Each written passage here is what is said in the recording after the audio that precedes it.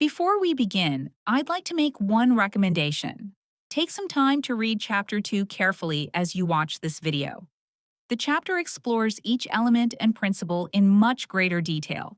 While this video is designed to help you see those ideas more clearly, and it's important to understand something.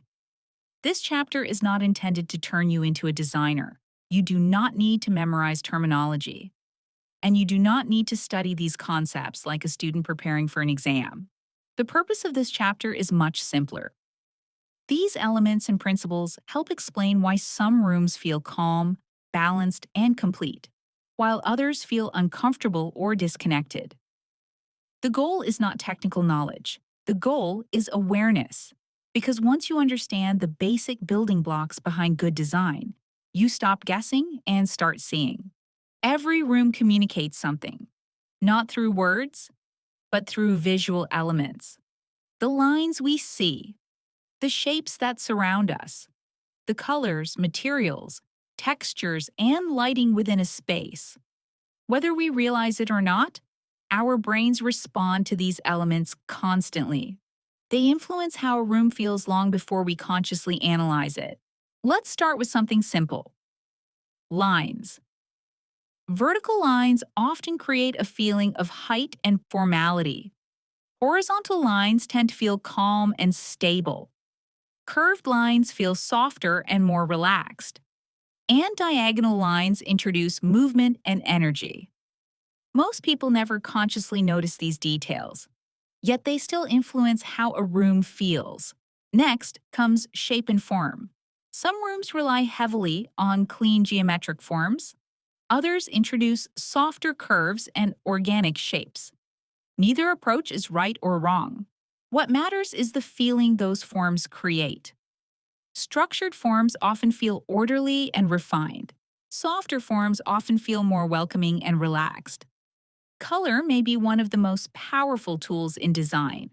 Warm colors often create energy and comfort. Cool colors can feel calm and refreshing. Lighter colors tend to make spaces feel larger. Darker colors often create intimacy and depth. The goal isn't choosing the perfect color. It's understanding how color influences experience. Texture is what gives a room richness and character. Wood feels different from stone. Stone feels different from fabric. Fabric feels different from metal. Even when colors remain similar, texture can dramatically change the experience of a space. As rooms become more complex, another group of principles becomes important.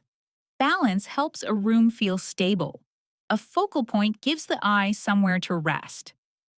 Visual hierarchy helps us understand what matters most. Together, these principles help rooms feel intentional rather than random. Beautiful rooms rarely rely on a single element.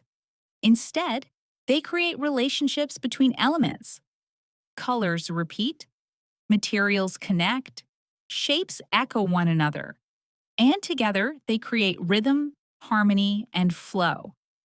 This is often what separates a room that feels designed from one that simply contains furniture.